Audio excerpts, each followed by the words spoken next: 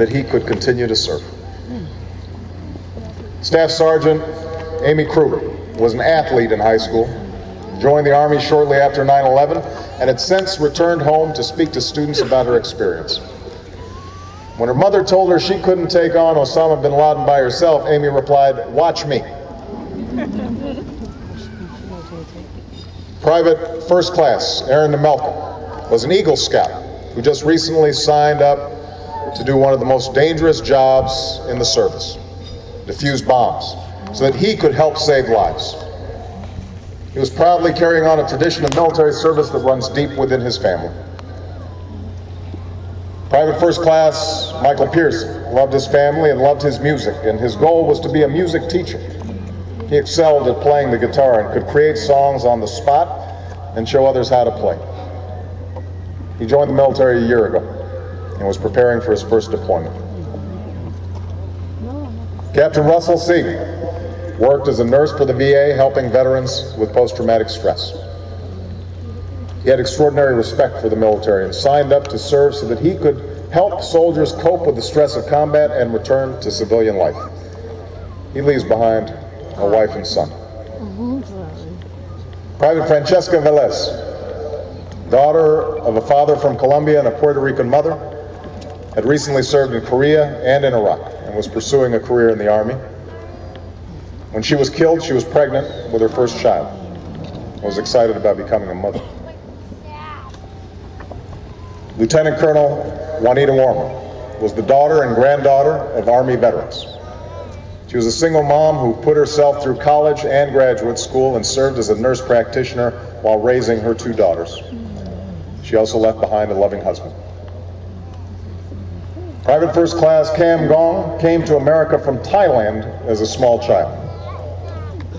He was a husband and father who followed his brother into the military because his family had a strong history of service.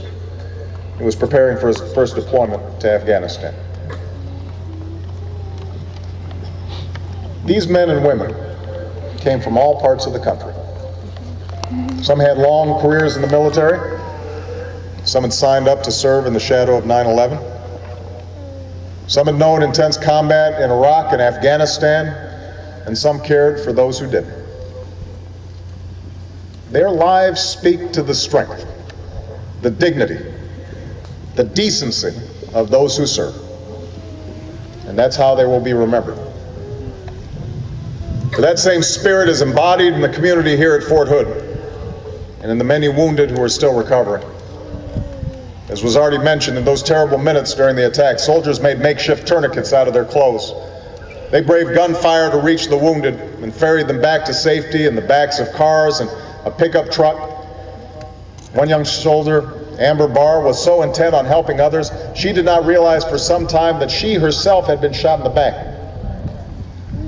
Two police officers, Mark Todd and Kim Munley, saved countless lives by risking their own. One medic, Francisco de la Serna, treated both Officer Munley and the gunman who shot her.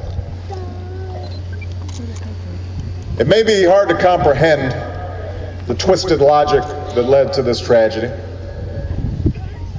but this much we do know. No faith justifies these murderous and craven acts. No just and loving God looks upon them with favor.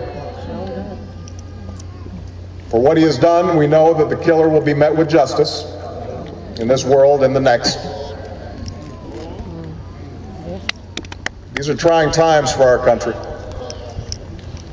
In Afghanistan and Pakistan, the same extremists who killed nearly 3,000 Americans continue to endanger America, our allies, and innocent Afghans and Pakistanis. In Iraq, we're working to bring a war to a successful end, as there are still those who would deny the Iraqi people the future that Americans and Iraqis have sacrificed so much for.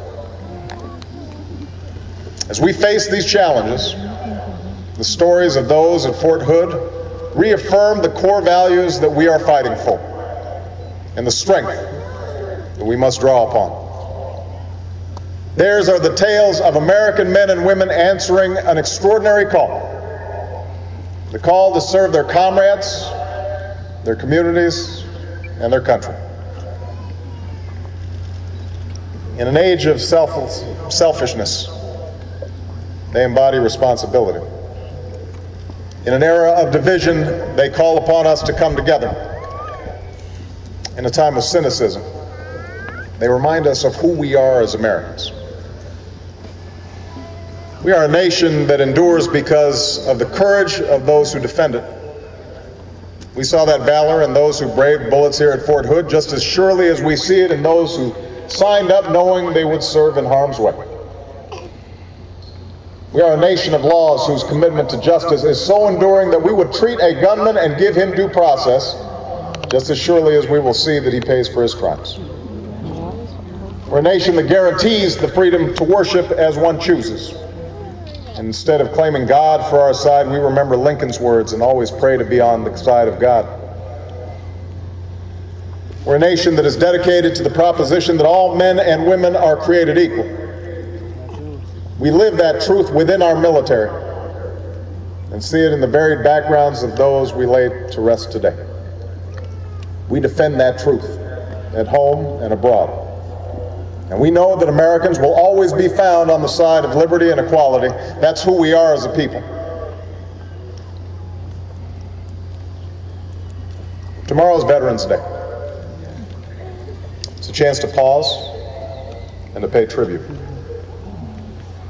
For students to learn the struggles that preceded them, for families to honor the service of parents and grandparents, for citizens to reflect upon the sacrifices that have been made in pursuit of a more perfect union. For history is filled with heroes.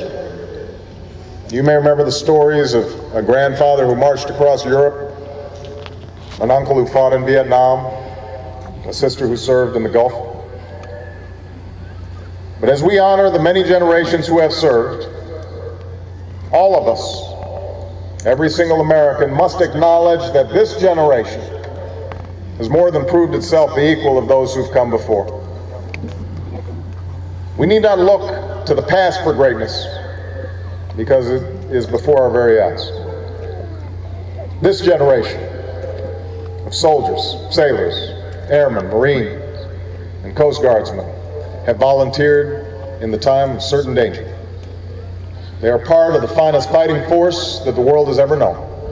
They have served tour after tour of duty in distant, different, and difficult places. They have stood watch in blinding deserts and on snowy mountains. They have extended the opportunity of self-government to peoples that have suffered tyranny and war. They are men and women, white, black, and brown, of all faiths and all stations. All Americans, serving together to protect our people, while giving others half a world away the chance to lead a better life. In today's wars, there's not always a simple ceremony that signals our troops' success. No surrender papers to be signed or capital to be claimed. But the measure of the impact of these young men and women is no less great. In a world of threats that know no borders, their legacy will be marked in the safety of our cities and towns and the security and opportunity that's extended abroad. It will serve as testimony to the character of those who serve and the example that all of you in uniform set for America and for the world. Here at Fort Hood, we pay tribute to 13 men and women who were not able to escape the horror of war even in the comfort of home. Later today at Fort Lewis, one community will gather to remember so many in one Stryker brigade who have fallen in Afghanistan. Long after they are laid to rest, when the fighting is finished and our nation has endured, when today's servicemen and women are veterans and their children have grown, it will be said that this generation believed under the most trying of tests, believed in perseverance, not just when it was easy, but when it was hard. That they paid the price and bore the burden to secure this nation and stood up for the values that live in the hearts of all free peoples. So we say goodbye to those who now belong to eternity. We press ahead in pursuit of the peace that guided their service. May God bless the memory of those that we have lost. And may God bless the United States of America.